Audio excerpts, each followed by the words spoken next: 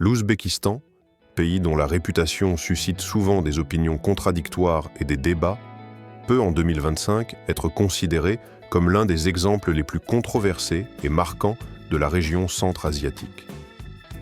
C'est précisément de lui qu'il sera question dans ce récit détaillé, dans lequel nous essaierons de dévoiler les multiples facettes de la vie, des coutumes et des particularités de cet État. Dans cette narration, vous découvrirez, sans exagération, des faits étonnants et parfois même choquants liés à cette population atypique et plurielle. Des faits qui peinent à s'inscrire dans la vision habituelle et qui nécessitent une réflexion approfondie. Nous toucherons non seulement aux traditions culturelles et coutumières, mais aussi aux aspects socio-politiques, aux caractéristiques du droit et à la vie quotidienne dans ce pays qui, malgré tout, reste une pièce essentielle du monde moderne. Commençons probablement par le fait que l'Ouzbékistan mérite d'être nommé l'un des pays les plus intéressants et originaux en 2025. L'intérêt qu'il suscite provient non seulement de son histoire riche et de ses valeurs culturelles uniques, mais aussi de certains phénomènes sociaux dont on ne parle souvent pas dans les canaux officiels. Alors, quels faits étonnants peut-on révéler en s'immergeant dans la vie réelle des villes et des villages ouzbeks, tout en découvrant les traditions, les coutumes séculaires et les visions de ce peuple? L'un des aspects les plus frappants qui sautent immédiatement aux yeux sont les rites de mariage, qui restent une partie essentielle de l'identité culturelle du peuple. Chaque année, des milliers de familles ouzbèques organisent des fêtes qui, par leur ampleur et leur faste, peuvent rivaliser avec n'importe quelle grande célébration européenne ou asiatique. Plus le nombre d'invités, parents, amis, voisins est élevé à la fête, plus la certitude d'un bonheur arrivé et de prospérité s'affirme. Dans certains cas, les célébrations de mariage durent plusieurs jours, et le nombre d'invités dépasse souvent les centaines, voire des milliers de personnes.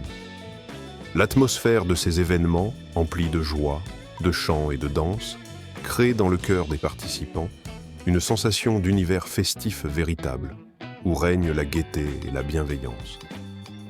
Cependant, derrière ce spectacle brillant et coloré se cachent d'importantes dépenses. Certains mariages coûtent des dizaines de milliers de dollars, une somme qui peut devenir fatale pour une famille ouzbèque ordinaire. Par conséquent, beaucoup tardent à rembourser leurs crédits et dettes qu'ils remboursent sur plusieurs années.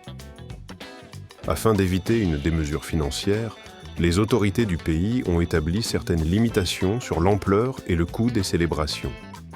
Cela vise à empêcher que de telles fêtes fastueuses ne deviennent un fardeau économique pendant de longues années. En conséquence, la population autochtone doit trouver un équilibre entre le désir de célébrer avec éclat et la nécessité de maintenir la stabilité économique. Une autre caractéristique inhabituelle des mariages ouzbeks est leur début précoce.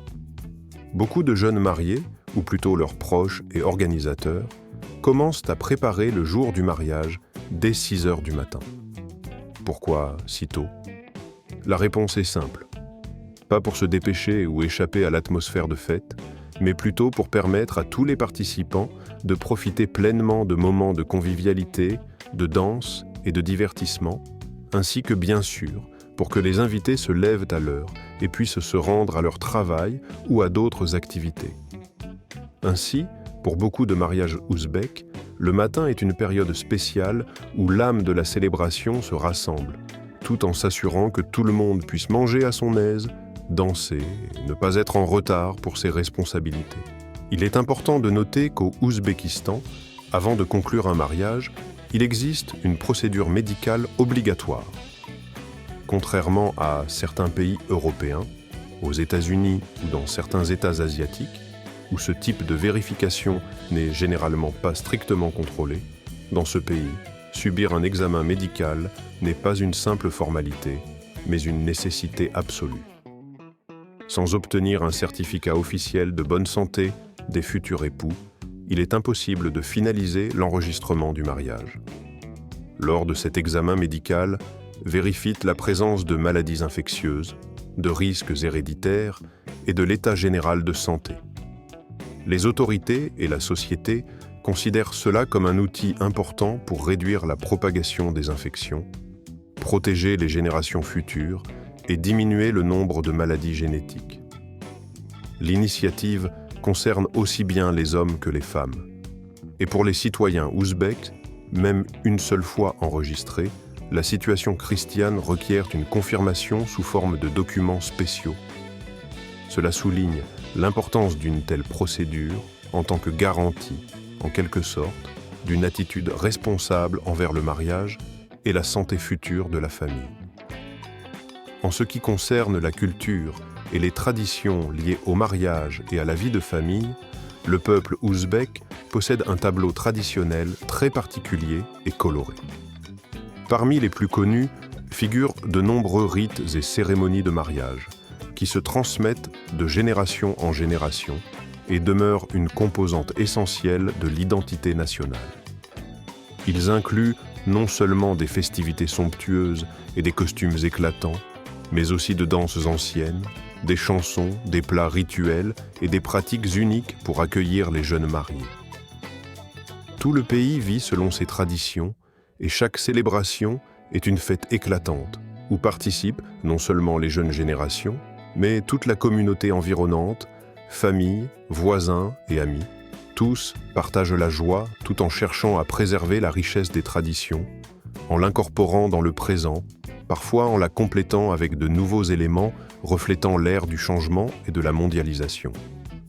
De plus, le pays a un ordre juridique strict, justifié par ses traditions et ses normes historiques. Les lois concernant les jeux d'argent, la consommation de drogue ou le transport de certains médicaments sont très sévères, afin de maintenir l'ordre public. Le contrôle des importations de substances pouvant être utilisées à des fins illégales, comme certains sirops contre la toux contenant de la codéine, est particulièrement rigoureux. Toute tentative de passage de telles substances ou de matériaux interdits peut entraîner de graves conséquences légales, y compris des détentions ou même des arrestations directes à l'aéroport. L'importation et la diffusion de produits pornographiques, qu'il s'agisse de matériel imprimé ou de fichiers numériques, sont strictement interdites par la loi et des mesures sévères sont prévues en cas de violation de cette règle. Bien que la consommation d'alcool ne soit pas totalement prohibée en Ouzbékistan, contrairement à certains pays musulmans, sa vente et sa consommation sont très strictement contrôlées.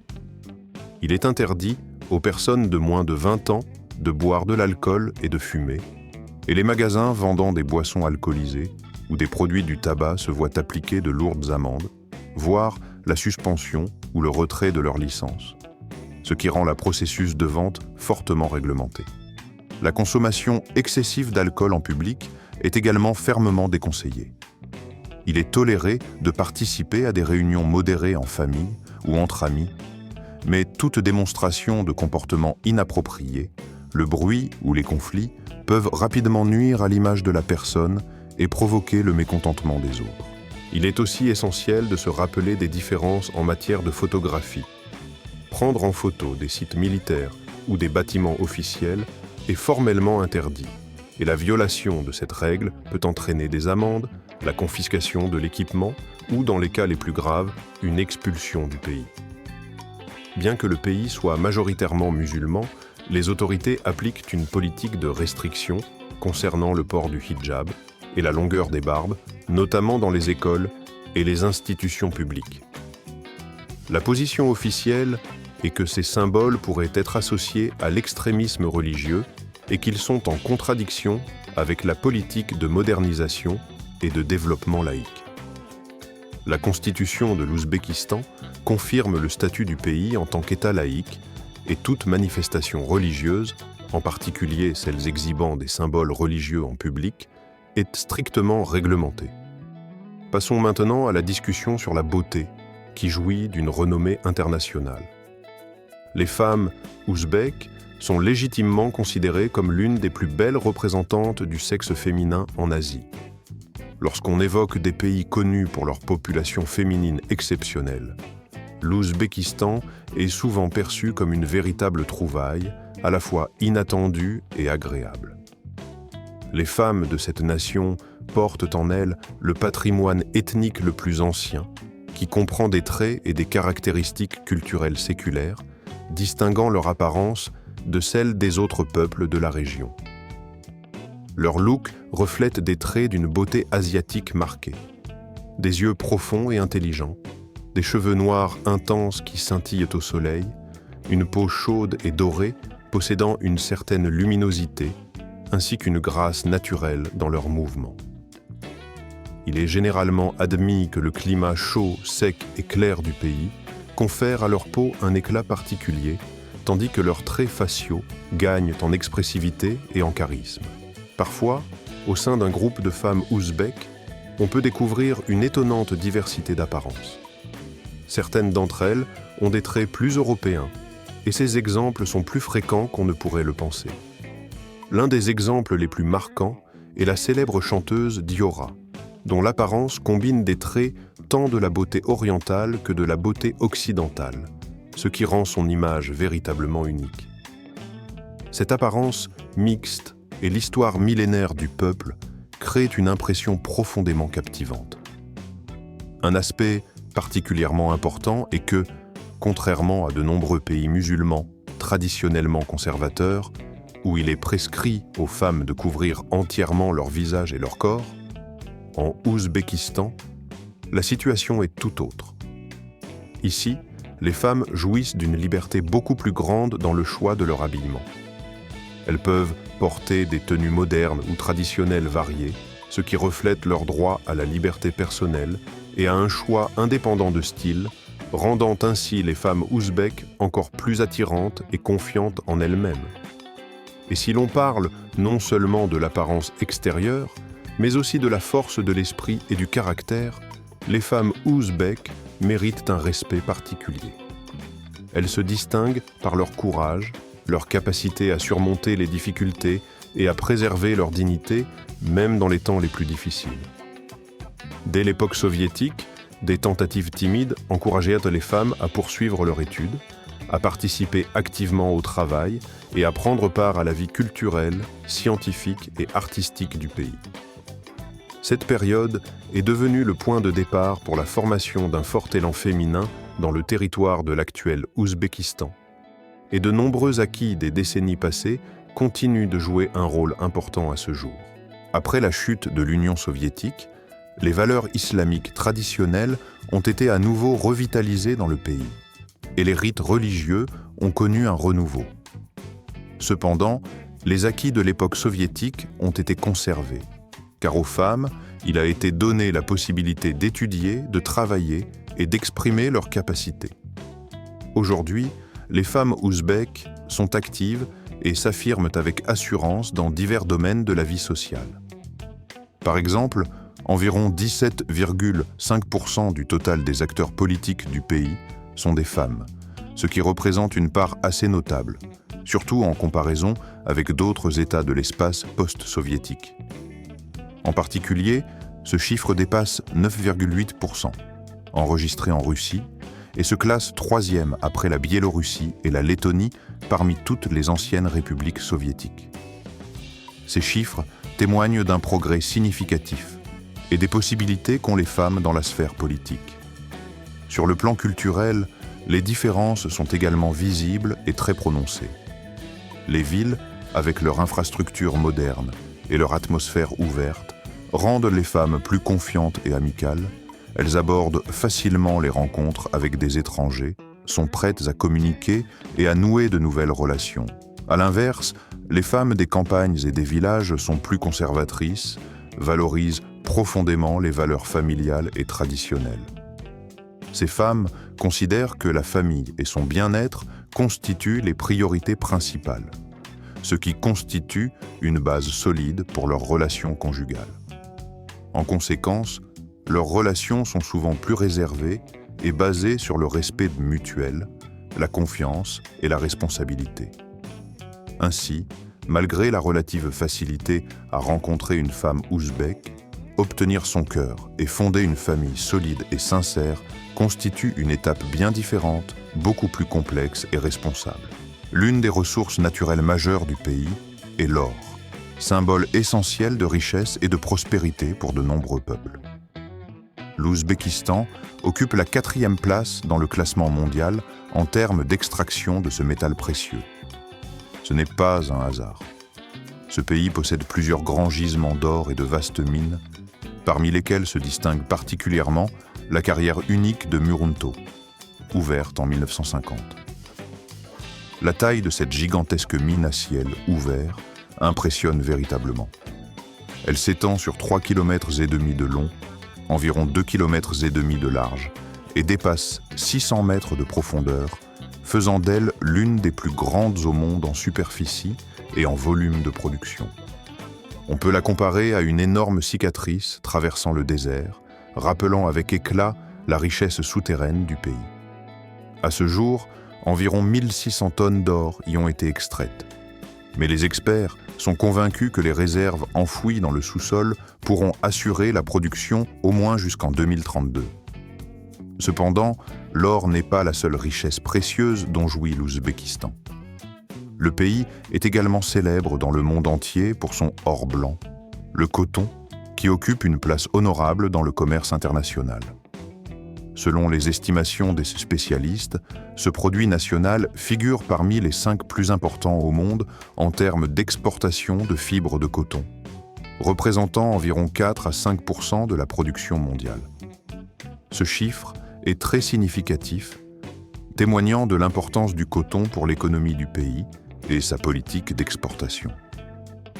La récolte du coton se distingue par sa méthode manuelle, évitant délibérément l'utilisation de machines afin de ne pas endommager les fibres fragiles qui seront ensuite transformées en tissus de très haute qualité.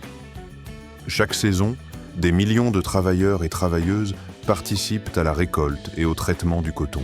Par le passé, avec la croissance de la production et la pénurie de main-d'œuvre locale, de nombreux étudiants, enseignants, fonctionnaires et parfois même des officials, durant leur temps libre, aidaient à assurer le rendement de la récolte.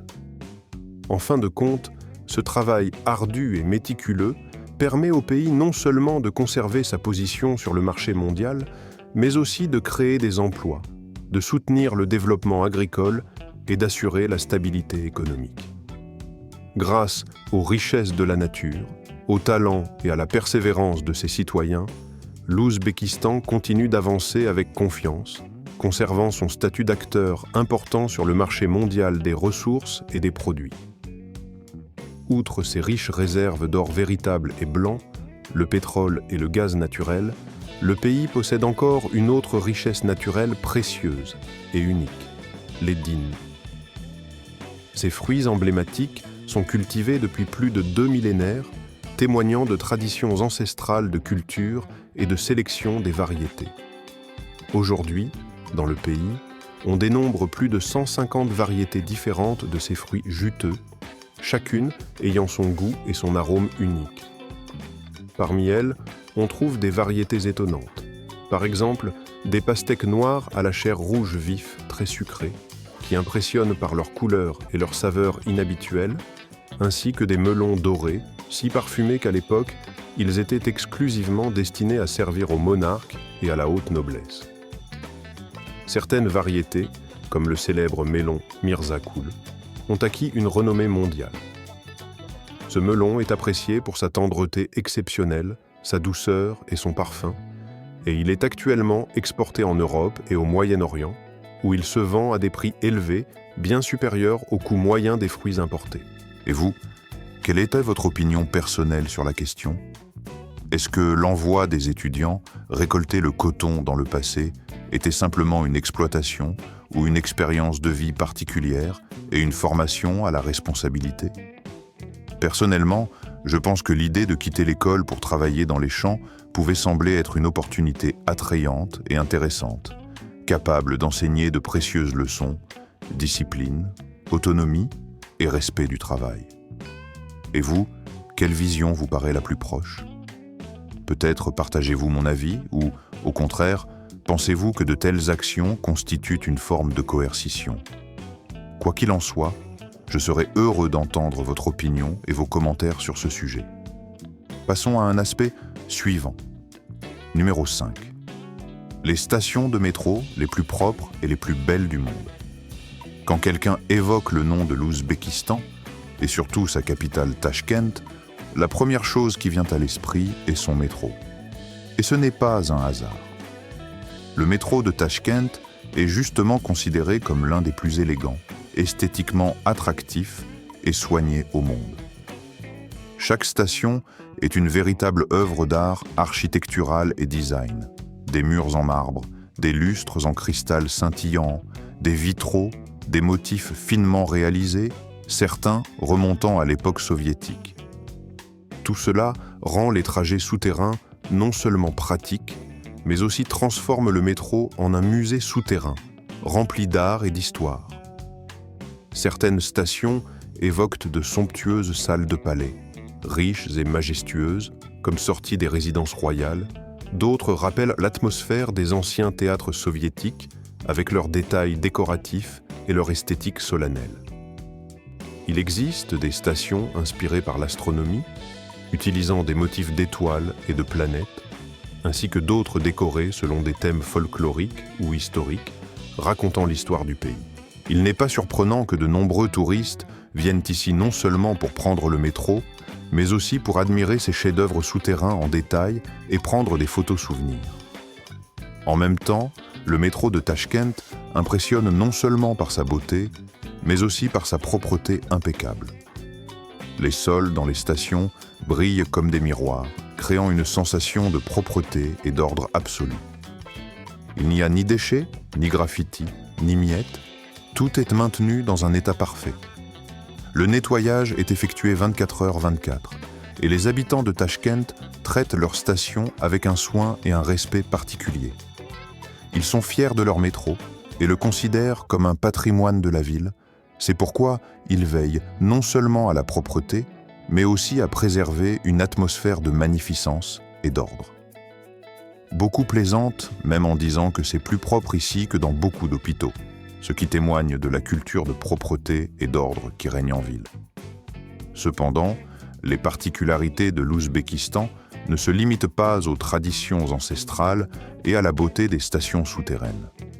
La manifestation des traits nationaux est particulièrement visible lorsque l'on sort dans les rues de la capitale. On peut voir que presque toutes les voitures de marque Chevrolet représentent un véritable courant dominant, une marque qui domine littéralement. Pratiquement tous les types de véhicules, voitures de police, taxis et voitures particulières, roulent dans cette ville sous cette marque. En réalité, environ 7 voitures sur 10, la majorité étant de couleur blanche. La raison de ce phénomène réside dans la coopération et le partenariat établi entre l'Ouzbékistan et l'entreprise américaine General Motors. Le pays dispose d'une usine locale d'assemblage de voitures Chevrolet, ce qui permet de réduire le coût des voitures nationales, puisque l'assemblage est contrôlé localement et les pièces détachées sont facilement accessibles ici. Elles sont moins chères et disponibles en large choix.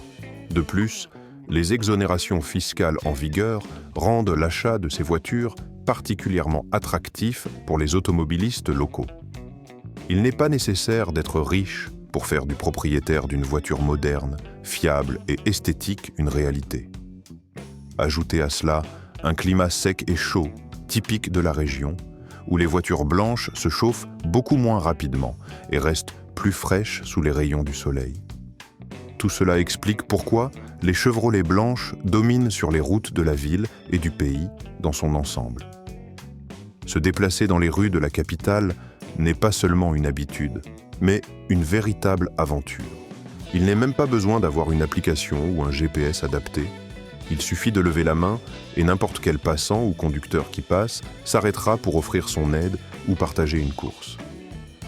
De nombreux conducteurs proposent en privé des services de transport informels, créant ainsi leur propre système spontané de covoiturage.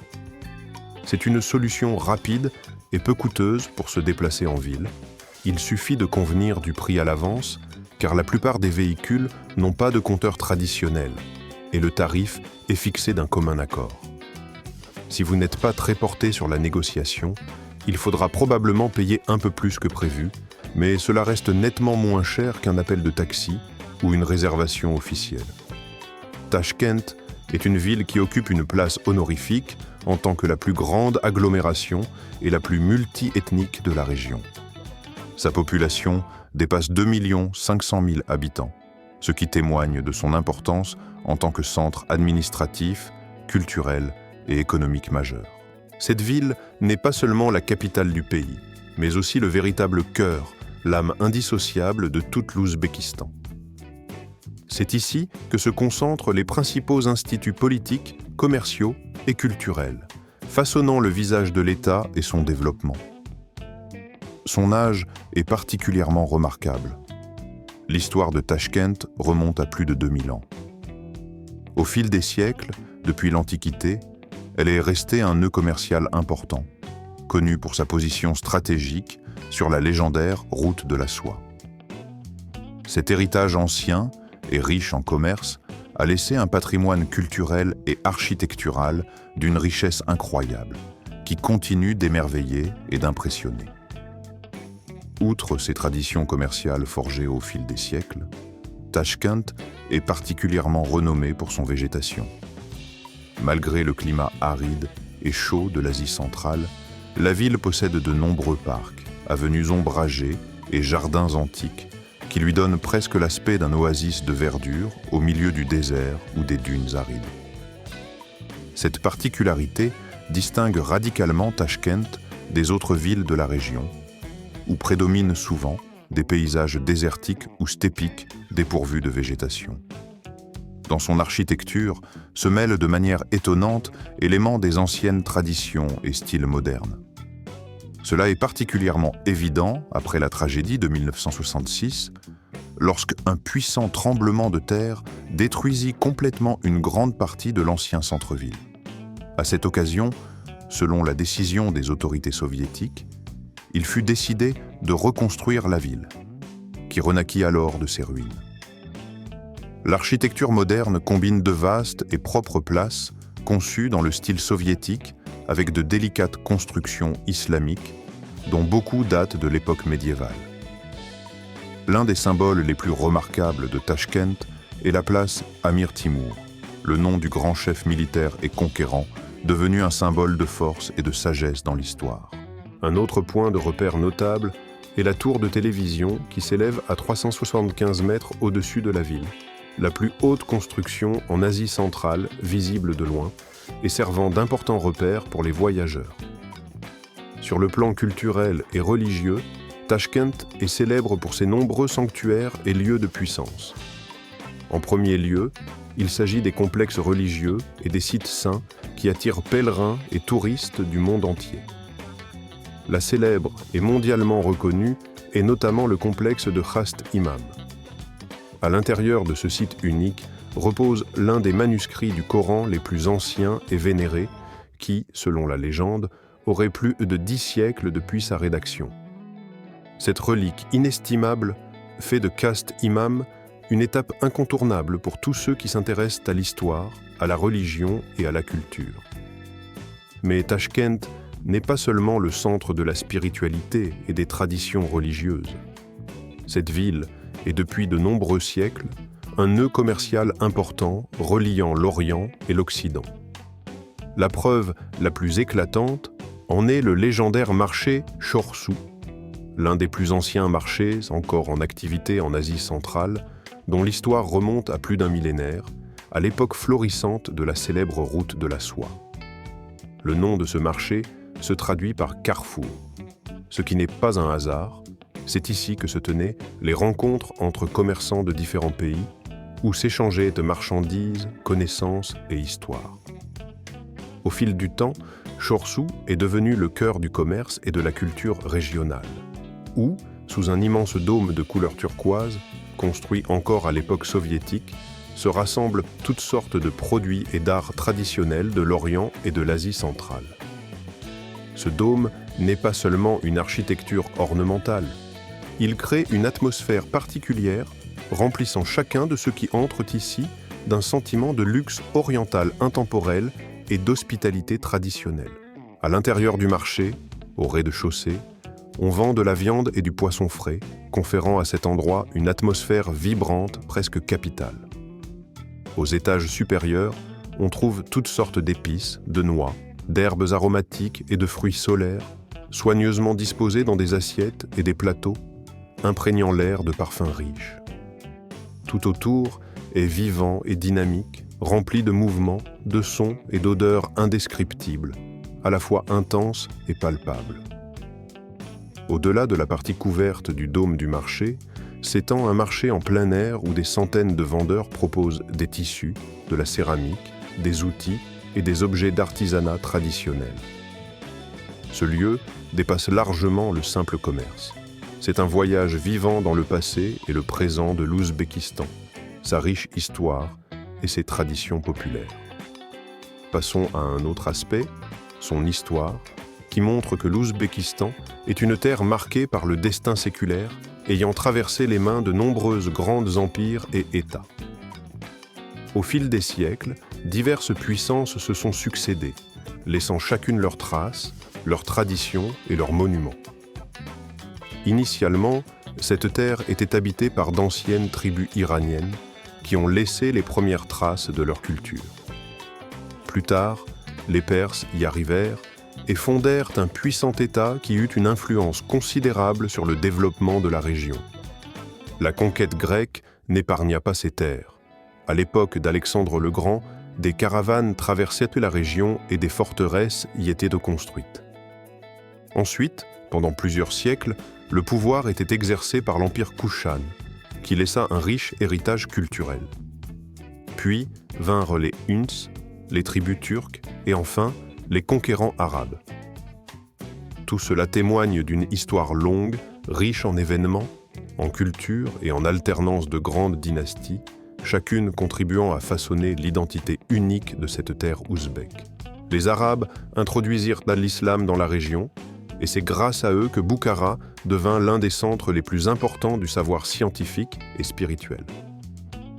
Pendant plusieurs siècles, à partir du IXe siècle, cette ville a été sous l'influence de la culture islamique, se transformant en un centre éducatif et religieux majeur où les savants créaient des œuvres de grande autorité, influençant toute la civilisation islamique.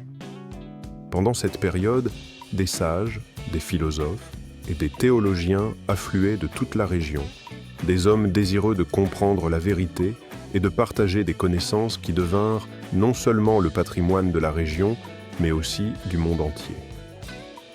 Au Xe siècle, des conquérants mongols, issus du grand peuple unique, traversèrent l'Asie centrale, des hordes qui élargirent les frontières de leur empire en annexant d'immenses territoires. À cette époque, la région fit partie d'un vaste empire gouverné par une puissante force mongole. Mais avec le temps, l'autorité mongole commença à s'affaiblir, donnant place à une période de fragmentation politique, de division féodale et de crise sociale. Dans ce contexte, un nouveau leader apparut sur la scène historique, Tamerlan, également connu sous le nom de Timur, homme qui parvint à restaurer et unifier ces terres sous sa bannière. C'est depuis l'actuel Ouzbékistan qu'il créa un empire immense, englobant non seulement l'Asie centrale, mais aussi les régions occidentales, incluant l'Iran et certains États voisins. Timur, un brillant et déterminé chef militaire, un conquérant passionné qui suscita à la fois crainte et admiration, était capable de mener des campagnes militaires impitoyables, tout en favorisant la renaissance culturelle de ces territoires. Par exemple, après la conquête de villes importantes comme Ispahan, selon la tradition, il fit élever des tours faites de têtes humaines. Un récit qui évoque à la fois horreur et émerveillement, servant de rappel aux dures réalités de son époque. Malgré la brutalité de ses conquêtes, sous son règne, Samarcande, l'une des villes les plus célèbres de la région, devint un centre majeur de progrès scientifique et culturel. À l'époque de Timur, la ville commença à se développer activement comme un lieu de rassemblement pour les savants et les artistes. Au XIIe siècle, les Euzbékis fondèrent déjà leur propre khanat, qui menait une existence autonome et se renforçait. Leur capitale devint Boukhara, une ville réputée pour sa foi et son savoir, ainsi que pour la richesse de ses traditions culturelles. Cependant, parallèlement, Boukhara acquit aussi une réputation douteuse comme grand marché aux esclaves, où étaient vendus des prisonniers capturés lors de diverses guerres provenant de Perse, d'Inde et d'Europe de l'Est. Ce marché exista pendant presque tous les siècles, créant une atmosphère particulière où commerce, souffrance et destin humain se mêlaient.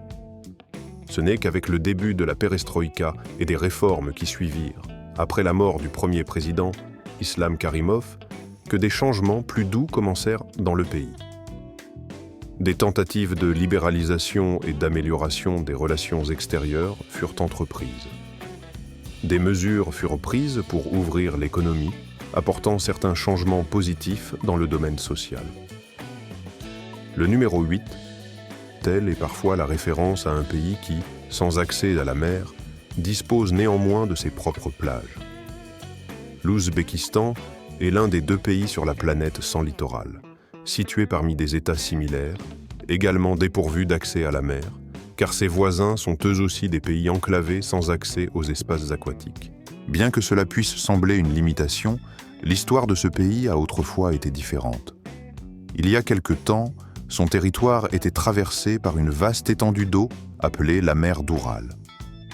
Au XXe siècle, elle était le 4e plus grand lac intérieur au monde, couvrant environ 68 000 km², presque la superficie de l'Irlande.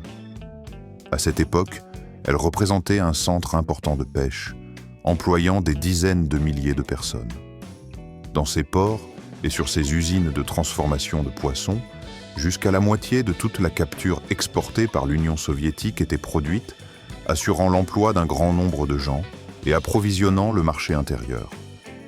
Cependant, dans les années 60 du siècle dernier, le destin de cette richesse aquatique a changé lorsque le gouvernement soviétique a entrepris la construction de canaux et de barrages destinés à l'irrigation des champs de coton en Asie centrale. Des milliers de kilomètres de réseaux hydrauliques ont été construits pour détourner l'eau des fleuves Amou Daria et Sir Daria afin d'assurer aux agriculteurs une irrigation pour de nouvelles récoltes. Mais la qualité des travaux a été médiocre. De vastes sections de ces ouvrages hydrauliques ont été endommagées ou strangulées, entraînant d'importantes pertes d'eau douce. En conséquence, le débit d'eau a considérablement diminué et compte tenu des températures élevées dans les déserts côtiers et de l'évaporation intense, la mer d'Oural a progressivement commencé à disparaître. Avec le temps, elle s'est réduite à quelques petits restes, représentant moins d'1% de sa superficie initiale, plus de 68 000 km². Sur l'ancien lit de ce lac asséché, on peut voir des épaves rouillées, laissées par des décennies de pêche et de navigation. Elles sont progressivement englouties par un paysage de sable infini, emportant avec elles l'histoire de la grandeur passée de cette richesse naturelle qui, après des années de vie et de développement, a complètement épuisé ses ressources, n'étant désormais qu'un écho des anciens étendues aquatiques. Ce lieu, enveloppé d'obscurité et d'une atmosphère mystérieuse, est connu sous le nom populaire de cimetière des navires. Ici, parmi les géants des navires engloutis, règne une silence étrange et une aura énigmatique, comme si la nature elle-même avait décidé de transformer les événements tragiques du passé en un site touristique unique. Cette région de l'Ouzbékistan, autrefois sacrée et protégée comme un espace marin, est aujourd'hui devenue un lieu de détente et de découverte historique où chacun peut ressentir l'esprit des époques passées tout en admirant la beauté insolite des restes de navires désertés. Des excursions y sont organisées pour observer les navires détruits, balancés dans l'ombre des eaux oubliées, non pas simplement par curiosité, mais pour comprendre à quel point la vie était difficile pour les gens à cette époque. Dans le cadre de cette aventure, il est possible d'effectuer des safaris en tout terrain à travers l'ancien fond marin, qui s'est transformé en une terre semblable à un désert orné des épaves de vieux navires. Les touristes et les habitants locaux se regroupent pour partir à la découverte de ce territoire particulièrement pittoresque, à moitié mort, rappelant comment, autrefois, nos eaux étaient pleines de mouvement et de vie. Et ce ne sont pas seulement les excursions dangereuses qui attirent les visiteurs. Ce monument de la tragédie est devenu une sorte de témoin de la catastrophe écologique qui a laissé sa marque dans l'histoire de l'humanité. Se déploie devant nous une histoire sur la façon dont l'activité humaine et les catastrophes naturelles, lors de leur rencontre, ont créé des situations provoquant une réflexion profonde et une perception sensible. Il n'est pas étonnant que cette région soit appelée cimetière des navires. Elle constitue l'un des plus grands désastres écologiques lorsque ces vastes étendues marines autrefois pittoresques se sont transformées en un territoire sinistre, abandonné, rempli de ruines et de mystères inexpliqués. Près de cette porte du monde oublié se trouve Karakalpakstan, une autonomie au sein de l'Ouzbékistan qui mérite une attention particulière par son unicité. Située à proximité de l'ancien lac d'Oraïl, cette petite mais importante région couvre environ 40% de la superficie totale du pays. Et pourtant, sa population ne compte qu'environ 2 millions d'habitants. La vision finale est impressionnante. La majeure partie des terres appartient à cette petite mais indépendante région. Karakalpakstan possède son propre parlement, sa propre constitution et même sa propre langue. Ces caractéristiques le distinguent des autres territoires d'Asie centrale. Tout cela en fait l'une des entités les plus autonomes et indépendantes de la région, capable de conserver son originalité et son identité même en étant étroitement liée à l'État garant, l'Ouzbékistan. Conformément à la constitution adoptée en 1923, le Karakalpakstan était officiellement reconnu comme une république souveraine démocratique au sein de l'Ouzbékistan. Elle avait le droit d'organiser ses propres référendums, d'exprimer sa volonté et de prendre des décisions gouvernementales concernant son indépendance. Et de plus, selon ce document, la République disposait de toutes les possibilités pour obtenir une autonomie totale, ce qui lui conférait une position spéciale au sein du pays. Cependant, en 2022, le pouvoir dans le pays a proposé de réaliser d'importantes réformes constitutionnelles visant à supprimer ces droits et pouvoirs de la région. Cette décision a provoqué une vague de protestations, des manifestations massives ont débouché sur du mécontentement et des troubles, notamment à Nukus, la capitale de la région, ainsi que dans d'autres villes où vivent les habitants de cette région unique. En conséquence, sous la pression de l'opinion publique et des mouvements de protestation actifs, le pouvoir central a été contraint de revenir sur ces amendements contestés, réaffirmant ainsi son engagement à préserver le statut actuel de la région. Pour autant, Karakalpakstan continue de préserver sa particularité culturelle, qui n'a pas subi de changements essentiels depuis ses temps anciens. La population de cette région reste fidèle à ses modes de vie semi-nomades traditionnels, surtout en milieu rural, où les moyens de subsistance sont largement liés à la terre. Beaucoup de habitants vivent encore dans des yourtes traditionnelles, pratiquent l'élevage, la pêche, et protègent la nature environnante en transmettant ces valeurs de génération en génération. Ces modes de vie incarnent la véritable essence d'une culture ancienne, héritée d'une profonde antiquité de cette région et qui a survivé jusqu'à nos jours. En passant à un aspect plus moderne et coloré de la vie, il est intéressant de parler des divertissements nocturnes à Tachkent, la capitale du pays, qui s'anime à la tombée de la nuit. Le soir, vers 7 heures, lorsque le souffle chaud du jour bleu s'éloigne et que l'air devient doux et frais, la ville se remplit d'une atmosphère particulière. C'est à ce moment-là que commence sa vie nocturne active et éclatante, qui ne ressemble pas à de simples fêtes sans culture, mais évoque plutôt un kaléidoscope intense d'émotions et d'impressions. L'un des centres principaux de divertissement nocturne est un complexe magique situé en plein centre-ville, appelé Magic City. Cet endroit se transforme totalement à l'arrivée de la nuit. Les lumières, les néons brillants et les installations multimédia créent la sensation d'entrer dans un autre monde. Après le coucher du soleil, tout le complexe s'illumine, évoquant une scène de film ou un spectacle enchanté. À l'intérieur, il y a de nombreuses attractions. Restaurants et cafés avec une cuisine raffinée, manèges pour petits et grands, cinéma moderne, scènes pour des performances et de la musique en direct, créant une ambiance festive unique. L'entrée dans Magic City est gratuite et les visiteurs ne paient que pour les attractions, les shows ou les jeux auxquels ils participent. Cela en fait un lieu attractif et accessible où tout âge peut passer une soirée, des enfants aux personnes âgées. Au-delà du complexe, la vie ne s'arrête pas. Les habitants se rendent dans des restaurants et des snacks où sont servis des plats traditionnels, ouzbeks, comme le plov, le shashlik ou le lagman, des plats appréciés et valorisés dans tout le pays. Ces établissements deviennent particulièrement animés le soir, lorsque les invités se rassemblent autour de tables chaleureuses, souvent accompagnées de musique live ou de danses traditionnelles, créant une atmosphère chaleureuse et conviviale. Après le dîner, beaucoup se dirigent vers des cafés dispersés dans toute la ville. Certains sont situés au sous-sol de bâtiments, d'autres sur les toits de gratte-ciel, offrant des panoramas spectaculaires sur la ville nocturne, illuminée par des millions de lumières. Parmi les jeunes, les salons de narguilé et chicha sont particulièrement populaires, offrant un espace pour se détendre, discuter, partager une tasse de thé ou un narguilé, tout en profitant d'une ambiance paisible et cosy. Ces lieux favorisent surtout les échanges agréables et les rencontres amicales, plutôt que les divertissements bruyants. Et pour ceux qui recherchent un séjour plus actif et une vie nocturne vibrante, la ville offre une variété de bars et de clubs qui diffusent une musique créant une ambiance et où la vie coule de manière intense et énergique.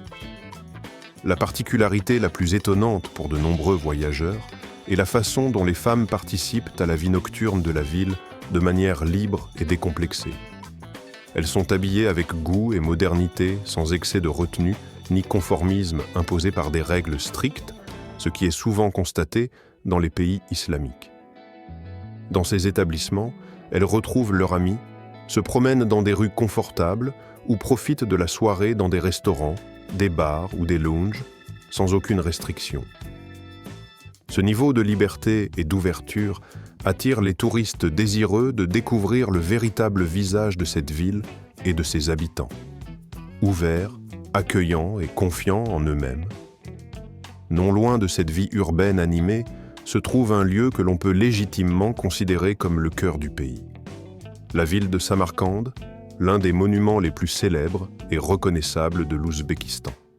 À une époque, elle était la perle scintillante de la grande route de la soie, un centre antique de commerce et de culture, ainsi qu'un chef-d'œuvre de l'architecture islamique, suscitant l'admiration de nombreux voyageurs et érudits. Le cœur de cette ville exceptionnelle est la place Régistan, une véritable merveille architecturale et artistique, entourée de 3 magnifiques médersas au dôme turquoise éclatant, ornés de mosaïques somptueuses et de motifs géométriques élaborés. En se tenant sur cette place, on a l'impression d'être transporté dans l'époque médiévale de prospérité et de gloire, lorsque cette ville brillait comme une pierre précieuse sur la carte du monde.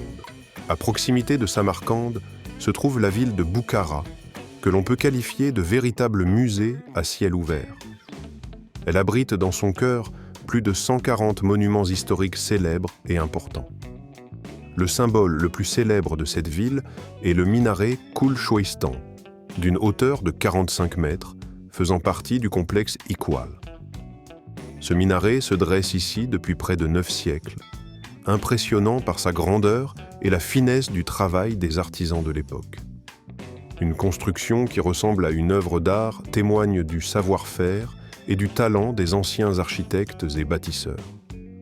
Non loin de là se trouve le Médersa Mir-i-Arab et la mosquée Kalian, qui surprennent par leur élégance et leur raffinement, de la minutieuse mosaïque à leurs arches délicates, créant à l'intérieur une atmosphère d'harmonie et de sérénité. Boukhara est également célèbre pour sa vieille citadelle, l'Arc, qui servait autrefois de résidence aux dirigeants et de gardienne des secrets d'État. En se promenant dans les vieux quartiers de la ville, on peut voir des caravansérails, d'anciens caravansérains où les caravaniers de soie et les marchands déposaient leurs marchandises pour se reposer. Tout aussi populaires sont les bains traditionnels, les hammams, qui fonctionnent encore aujourd'hui et servent non seulement à l'hygiène, mais aussi à la détente à l'ancienne mode orientale. Une autre ville étonnante et incontournable à visiter est Khiva, ancienne capitale du Khorezm Khanate, entourée de murs en briques d'argile solide, dissimulant un labyrinthe d'édifices islamiques millénaires et de fortifications. Au centre de cette vieille ville se trouve Ichan Kala, un quartier ancien entouré d'une haute muraille défensive. Son cœur est le minaret Khalta Minor, éclatant de bleu avec ses carreaux en céramique et ses décorations, l'une des principales attractions, symbole de la richesse et du savoir-faire des artisans locaux. Bien qu'il n'ait jamais été totalement achevé, sa taille et son apparence colorée en font l'un des monuments les plus impressionnants d'Asie centrale. Se promener dans Ichan Kala, c'est comme voyager dans le temps. Passer devant des maisons en terre cuite brûlées par le soleil, des médersas anciennes qui servent aujourd'hui de musées et d'ateliers pour la fabrication d'artisanat traditionnel, tout cela baigné dans la douce lumière du coucher de soleil, créant une atmosphère de mystère et de magie intemporelle. Sur les rives orientales de l'Ouzbékistan s'étend la perle du pays, Fergana, nichée dans une vallée pittoresque et fertile, connue sous le nom de la vallée de Fergana. Cette région ne brille pas tant par une architecture somptueuse ou par des monuments majestueux comme certaines anciennes capitales, mais par la richesse des arts traditionnels, des coutumes et des métiers uniques transmis de génération en génération. Contrairement aux cités historiques célèbres pour leur grandeur, les terres de Fergana se distinguent par leur originalité culinaire, artistique et artisanale. Ainsi, à Termès, des artisans fabriquent à la main de la vaisselle en céramique, teintée d'un bleu cobalt caractéristique, utilisée depuis des siècles, est devenue le symbole de la région. Ces pièces sont réalisées avec une précision et un savoir-faire si minutieux que chaque assiette ou cruche semble être un témoignage vivant des traditions anciennes, conservées dans les mains de artisans habiles. Par ailleurs, à Margilan, se perpétue un procédé étonnant de tissage populaire, où des maîtres utilisant des techniques ancestrales produisent de la soie transmise de génération en génération. Résultat, de magnifiques tissus, richement décorés de motifs et de symboles, illustrant la riche histoire et la culture de la région de Fergana. Les marchés locaux de Fergana sont un véritable kaléidoscope de vie. On y découvre des étals colorés de épices parfumées, de fruits secs aromatiques, de tissus décoratifs et d'objets artisanaux, chaque pièce étant une petite œuvre d'art. Ces marchés reflètent la vie quotidienne des habitants, leurs traditions et leurs particularités culturelles, transformant la simple commerce en une vibrante toile de la vie ouzbèque. Pour le voyageur, se détendre ou faire une excursion dans la région de Fergana ne signifie pas simplement visiter une nouvelle région. C'est une immersion authentique dans la culture locale, où chaque rue, chaque coin respire l'histoire, l'art et la pérennité des traditions. Fergana ouvre aux touristes la porte à la saga spirituelle et culturelle du peuple ouzbek, transformant le voyage en une expérience inoubliable pour découvrir le cœur vivant du pays. Numéro 11. Les mystères enveloppant l'Ouzbékistan constituent toute une série d'énigmes dissimulées dans les profondeurs de son histoire et de ses découvertes archéologiques. Dans le sud du pays, près de la ville de Terme, se trouve un complexe architectural abandonné et mystérieux, entouré de légendes et d'histoires non racontées.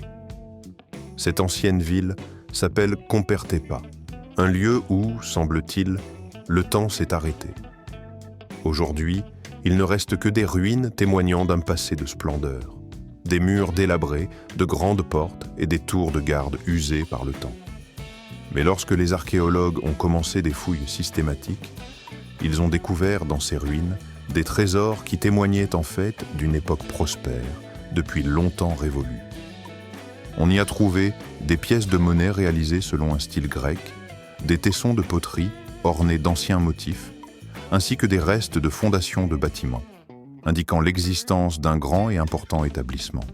Les couches stratifiées des fouilles apparaissent clairement, révélant une chaîne d'événements historiques.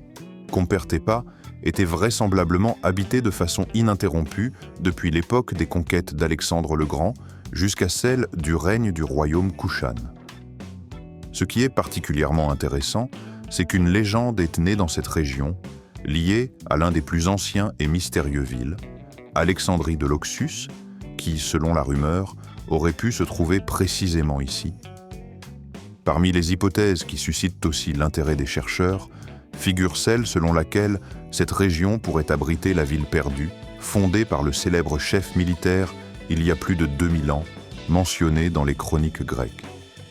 Si de telles découvertes archéologiques étaient confirmées, ce serait une véritable sensation, pouvant enrichir l'histoire de la route de la soie en comblant un lieu sacré dans le panorama du commerce ancien et du développement civilisationnel.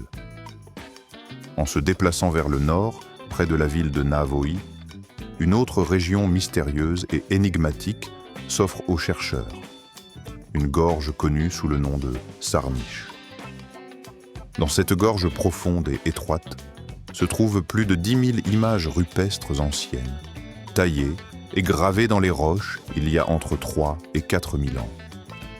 Des scènes majestueuses de chasse, des troupeaux d'animaux en lutte, des cavaliers, des chevaliers armés, ainsi que de nombreux symboles, souvent inconnus même des spécialistes, donnent l'impression que les anciens artisans y ont laissé leurs chroniques, racontant la vie et les croyances de leur époque.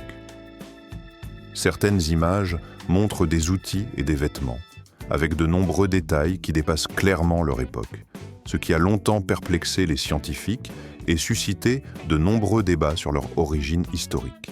Ces dessins étaient-ils simplement l'imagination des anciens maîtres, ou au contraire, des témoignages de contact avec des civilisations lointaines dont l'influence se transmettrait à travers les siècles?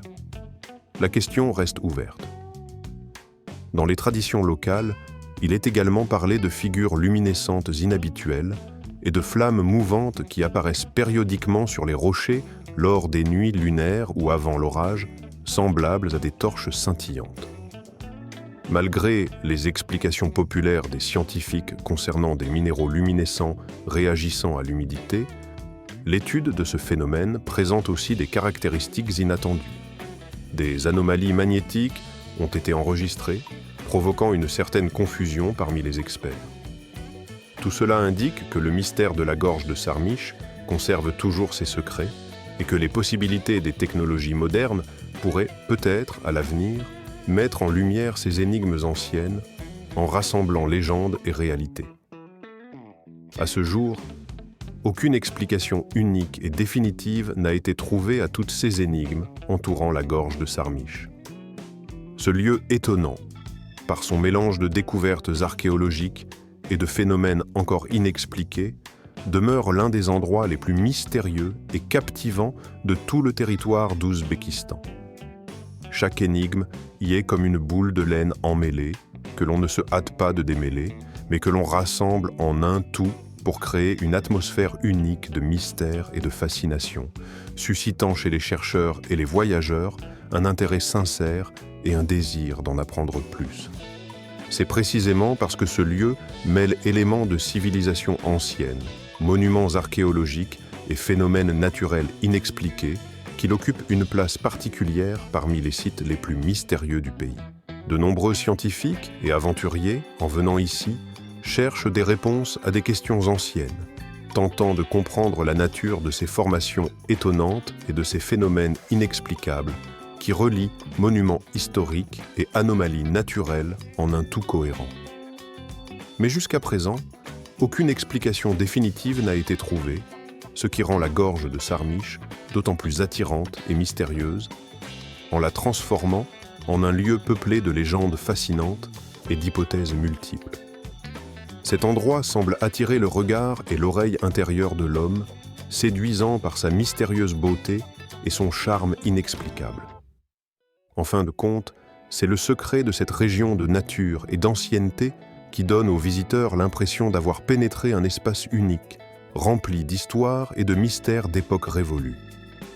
C'est pourquoi, malgré toutes les avancées scientifiques et recherches, Sarmiche reste l'un des lieux les plus mystérieux et inimitables d'Ouzbékistan, suscitant chez chaque aventurier l'envie d'enquêter sur ses secrets, comme un trésor énigmatique et inoubliable qui appelle par son histoire non racontée. Lorsqu'on évoque les riches traditions gastronomiques de cette région, il est impossible de ne pas mentionner le plat qui est devenu depuis longtemps un symbole de la cuisine nationale, le plov. Ce chef-d'œuvre culinaire occupe une place particulière dans le cœur de chaque Ouzbek et est considéré comme l'une des principales cartes de visite du pays. Ce délice aromatique et nourrissant n'est pas simplement un plat, mais une véritable histoire, porteur des valeurs nationales et de l'hospitalité. Ses composants principaux, sans lesquels il est impossible d'imaginer le véritable plov ouzbek, comprennent du riz à grains longs qui devient tendre à la cuisson et se détache en chaque grain, de la viande d'agneau ou de bœuf juteuse, des carottes jaunes aromatiques qui apportent de la vivacité et une touche sucrée, des oignons parfumés, de l'ail, ainsi qu'un bouquet d'épices riches, cumin, barberry, poivre noir et autres. Pour préparer ce plat, on utilise une djara en fonte spéciale, généralement grande, que l'on place au-dessus de braises chaudes ou d'un feu de bois, créant ainsi une atmosphère particulière dans la cuisine. Dans la djara, tous les ingrédients sont cuits simultanément, riz, viande et légumes, afin que toute la masa s'imprègne des arômes de graisse et d'épices, rendant le goût véritablement riche et mémorable. Lorsque le plov est prêt, on le dépose sur un grand plat commun, permettant à toute la famille de se rassembler, car ce n'est pas seulement un repas, mais un véritable événement qui rassemble proches et amis. Ce type de plov est servi lors de presque toutes les fêtes importantes, mariages, célébrations, funérailles et deuils, car il symbolise l'hospitalité, la chaleur et la générosité des hôtes. Dans certaines régions, il est traditionnel que des cuisiniers masculins préparent d'immenses portions de ce plat devant les invités, transformant la préparation en un véritable spectacle, où chaque étape est accompagnée de savoir-faire et d'une ambiance festive. Un autre plat national très populaire est le samsa, une pâtisserie triangulaire ou semi-lunaire avec une garniture juteuse qui occupe une place spéciale dans le cœur des Ouzbeks respectueux des traditions.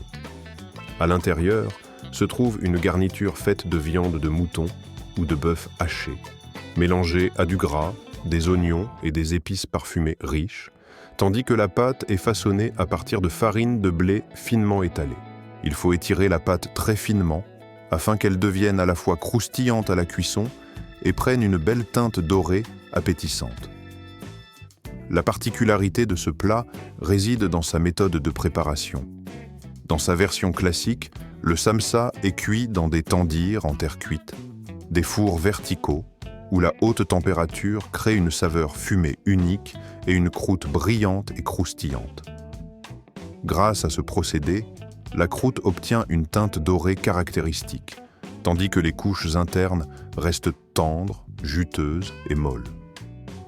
Il est possible de trouver du samsa à chaque coin de rue, sur des étals ambulants, dans les marchés, sur les bazars, ce qui le rend accessible et populaire parmi tous les habitants et visiteurs du pays. Il est souvent consommé au petit déjeuner ou comme encas pendant la journée, car c'est une gourmandise nourrissante et très savoureuse. Chaque morceau de samsa, rempli de viande juteuse et frit jusqu'à obtenir une croûte croustillante, possède une saveur riche, mêlant arômes d'épices fraîches, viande tendre et une subtile note d'oignon, créant une expérience gastronomique unique qui réjouit tout amateur de bonne cuisine. Le lagman est une autre véritable recette populaire appréciée pour sa richesse de saveurs et sa simplicité de préparation. Au fond, il s'agit de longues, fines, plutôt épaisses et tendues pâtes, souvent appelées tirannées, parce qu'elles sont étirées et tirées à la main en cuisine, créant des fils élastiques caractéristiques. Ces pâtes sont bouillies dans un bouillon aromatique de bœuf ou d'agneau, qui remplit le plat d'une saveur riche en viande. Divers légumes sont ajoutés à la soupe, tomates mûres, poivrons, radis et pommes de terre, ce qui confère à ce plat une richesse de texture et de saveur, en faisant un plat complet et nourrissant. La principale différence du lagman réside dans la sauce épicée, riche en épices, qui imbibe généreusement et aromatiquement le bouillon, le rendant véritablement réchauffant et savoureux. Parfois, il est décoré de verdures fraîches, coriandre, aneth, et on ajoute du piment séché pour plus de piquant, ce qui est particulièrement apprécié en hiver. Selon les préférences et les traditions, le lagman peut être servi de deux manières, sec, avec peu de bouillon, ou humide, avec une sauce abondante. Il est souvent préparé pendant les jours froids pour bien se réchauffer et profiter de ses arômes riches. Pour de nombreuses familles, ce plat est un véritable sauveur, surtout pendant les mois d'hiver, car il offre chaleur et confort, rassemblant les gens autour d'une table. Le shashlik est un autre trésor indiscutable de la cuisine d'Asie centrale, considéré comme l'un des plats les plus aimés et reconnaissables de la région. Sa préparation utilise diverses viandes, agneau, bœuf ou poulet, coupés en cubes, soigneusement marinés avec de l'oignon, du poivre, du sel et des épices. Ensuite, les morceaux de viande sont enfilés sur des brochettes en métal et grillés sur des braises chaudes, ce qui leur donne une croûte appétissante dorée et un arôme fumé particulièrement riche. Pendant la cuisson, tous les arômes s'imprègnent de la chaleur et la viande reste juteuse et tendre à l'intérieur. Traditionnellement, le shashlik est servi sur un grand plat en bois ou en céramique, garni d'oignons finement tranchés, de verdures fraîches et de quelques gouttes de vinaigre pour équilibrer sa richesse et sa graisse. Il est généralement accompagné de pain rond, ouzbek, le nom, ainsi que de légumes et de tomates, créant une harmonie de goût et d'arômes. Ce plat n'est pas simplement de la nourriture, mais un véritable phénomène culturel qui rassemble les gens lors de fêtes entre amis, de réceptions ou simplement dans une chaleureuse ambiance familiale.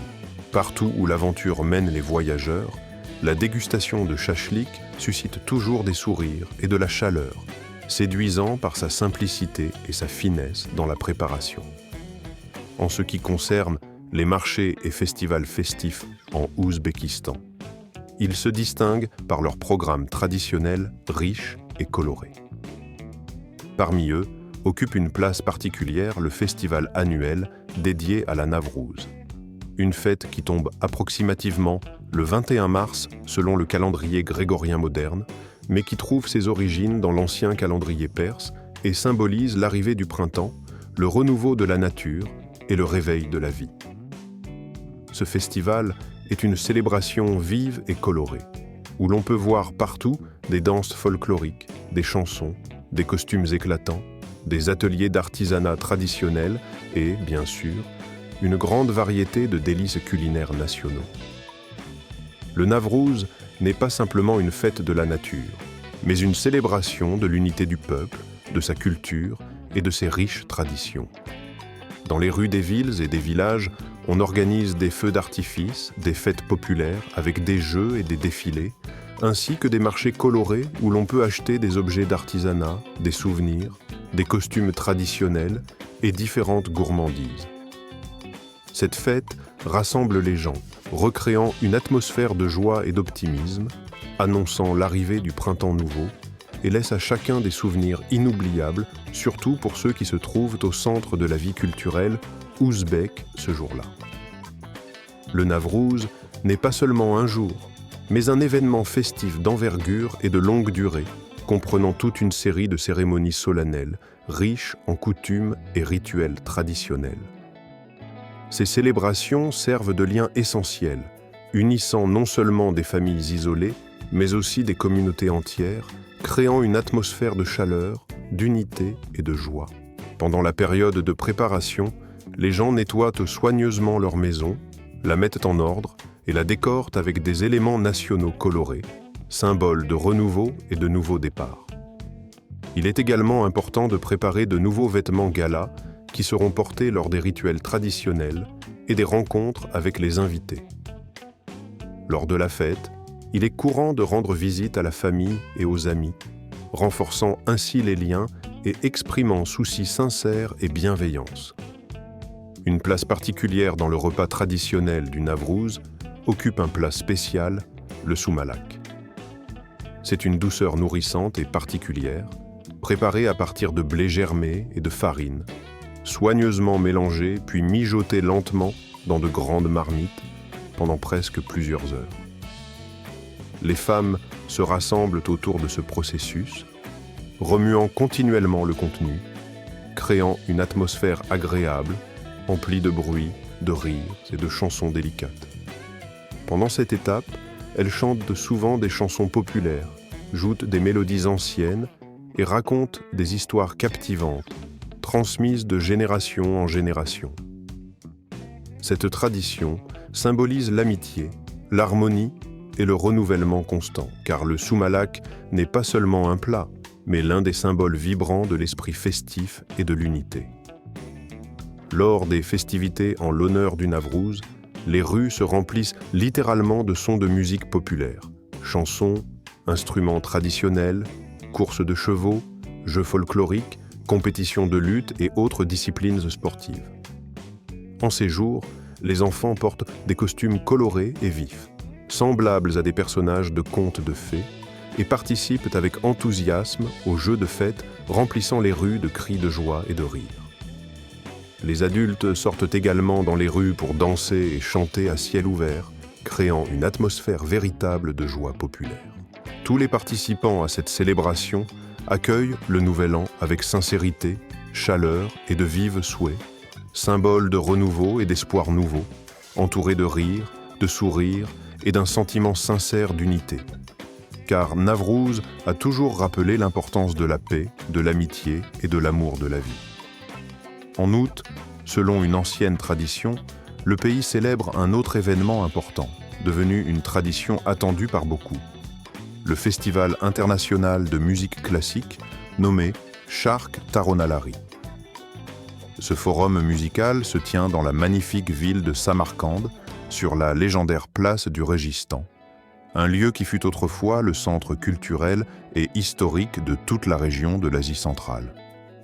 C'est ici que se rassemblent des musiciens talentueux du monde entier pour honorer et poursuivre l'héritage riche de la tradition musicale orientale et classique. Pendant plusieurs jours intenses de festival, sur une scène couverte de dômes bleus et ornée de mosaïques élégantes, les spectateurs peuvent profiter de performances incroyables, parmi lesquelles on reconnaît facilement les chansons populaires ouzbèques, mais tout aussi captivants sont les sons et mélodies venus de Mongolie, d'Iran, de Turquie et d'autres pays. Cette scène semble véritablement magique, l'architecture environnante, dômes turquoises, mosaïques splendides et ornementations sophistiquées, crée une sensation de grandeur féerique, transportant le spectateur dans un monde de traditions antiques et de richesse spirituelle. Au-delà de la musique, le festival comprend également des marchés d'artisanat où des artisans venus de tout l'Ouzbékistan, et même au-delà, exposent de leurs créations, participent à des ateliers artistiques et à des concours spécialement conçus pour les jeunes talents. Ainsi, le Charkh Taronalari devient non seulement le point culminant de la saison musicale, mais aussi un événement important qui rassemble la vie culturelle du pays et du monde.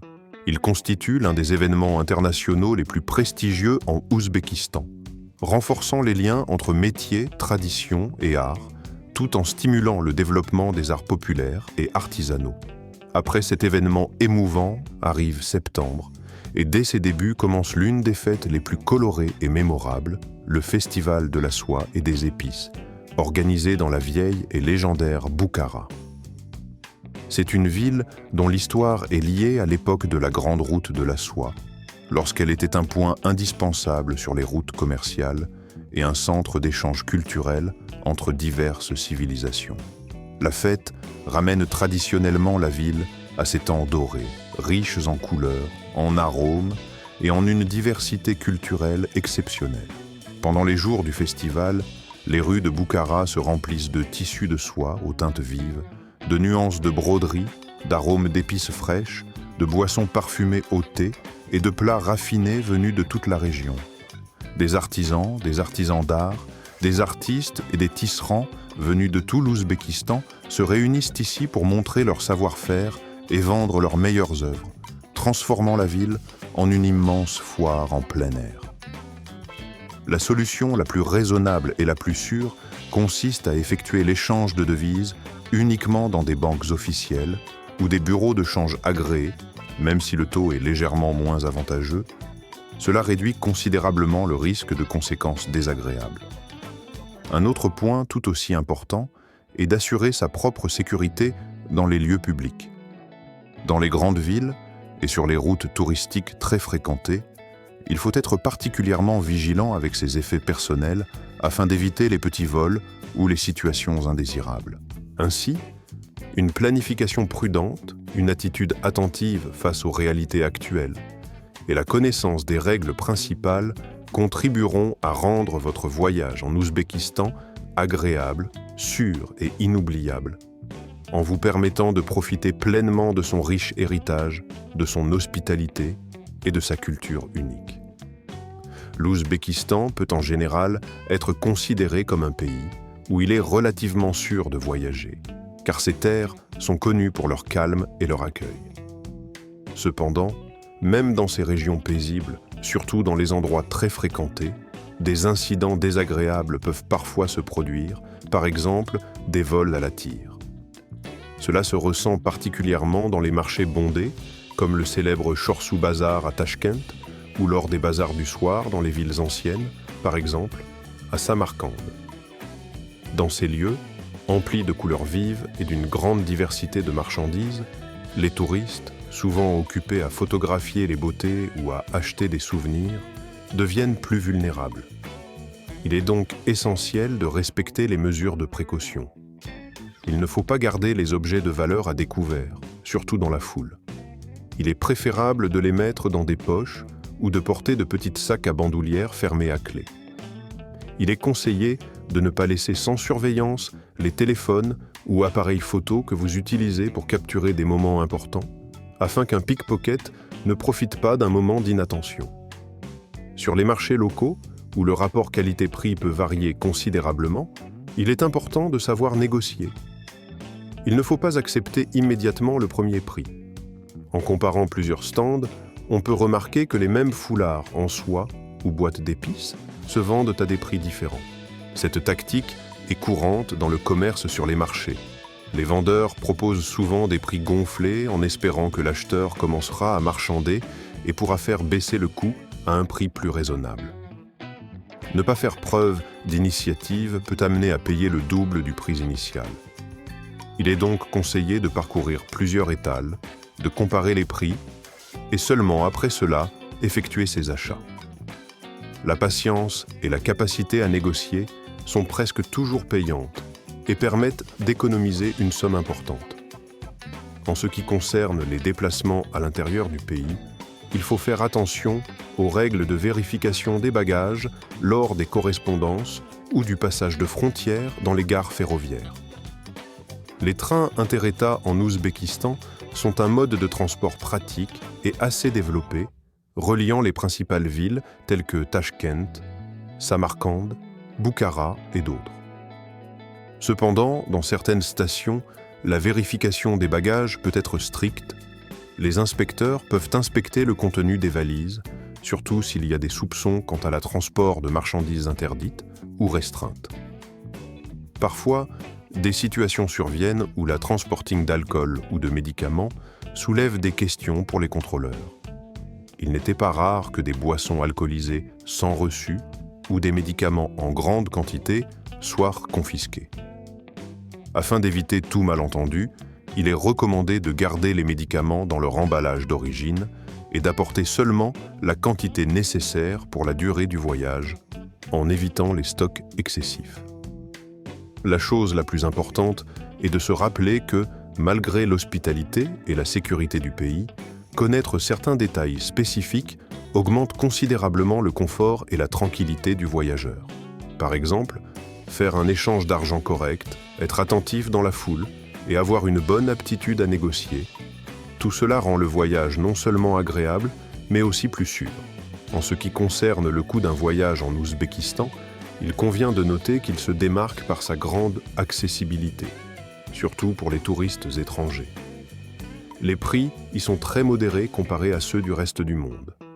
Un voyage, par exemple, dans une grande ville, ce n'est pas forcément une dépense importante. Par exemple, un déjeuner dans un petit snack local coûte en moyenne environ 3 à 5 $, ce qui suffit pour un plat copieux et savoureux. Une grande assiette de plov avec viande et légumes ou plusieurs samsas chaudes servies avec un thé parfumé. Dans des restaurants plus prestigieux, situés en centre-ville, les prix varient de 10 à 20 $ par plat. Un tarif encore bien inférieur à la moyenne européenne. Le thé est pratiquement toujours offert gratuitement ou coûte moins d'1 $, et le café à l'occidental est un peu plus cher, ce qui reste accessible à la majorité des touristes. En ce qui concerne l'hébergement, il existe également une diversité de prix et de catégories. À Tachkent, par exemple, une place en auberge revient à environ 8 à 18 $ par nuit. Une excellente option pour les voyageurs à petit budget et les aventuriers en sac à dos. Un niveau de confort moyen est offert par des hôtels 3 étoiles, où le prix se situe généralement entre 25 et 40 $ par nuit, souvent avec petit déjeuner inclus. Dans les districts historiques de Samarcande ou de Boukhara, on peut trouver des hôtels luxueux ou des boutiques hôtels à un prix d'environ 80 à 120 $ par nuit, permettant aux touristes de plonger dans une atmosphère d'élégance orientale, d'admirer une architecture raffinée et de garder un bon confort lors de leur séjour. Voyager à travers le pays et se déplacer en ville sont également des activités relativement peu coûteuses. Un trajet en métro à Tachkent coûte environ 1/6 de $, et le prix du bus n'est guère plus élevé. Les taxis locaux coûtent généralement entre 2 et 4 $ pour un court trajet, mais il est souvent plus avantageux de négocier le prix à l'avance pour éviter des frais additionnels inattendus. Pour les voyages interurbains, les trains à grande vitesse sont les plus pratiques et rapides.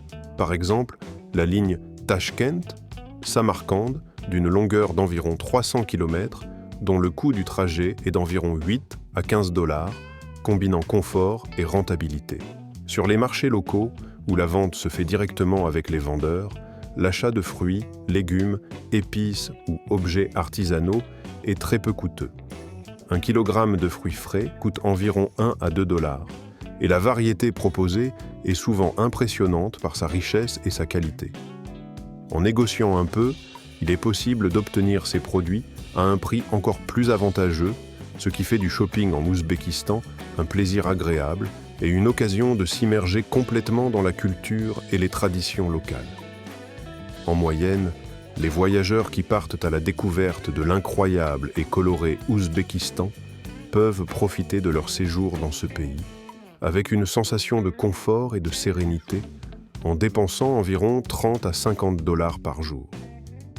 Ce montant comprend tout: des plats nationaux savoureux et variés, un service de transport confortable, ainsi que l'hébergement dans des hôtels de moyenne gamme offrant confort et convivialité. Un tel niveau de dépense permet aux touristes de se sentir en pays accessible et attractif, sans dépasser leur budget, tout en recueillant un maximum d'impressions positives. C'est précisément cette accessibilité qui rend le voyage en Ouzbékistan attrayant, le rendant accessible à différents types de touristes. C'est ainsi que se conclut la série de 15 faits fascinants sur ce pays ancien, riche en héritage et en plein développement. L'Ouzbékistan est un pays où une histoire millénaire se mêle aux tendances modernes et aux modes de vie contemporains. Ici, les traditions transmises de génération en génération se marient harmonieusement avec la culture moderne et les innovations technologiques, créant une atmosphère unique pour chaque voyageur. La convivialité de ses habitants, la richesse de ses monuments culturels et architecturaux, ainsi que l'accessibilité et la gentillesse rendent chaque voyage riche et inoubliable.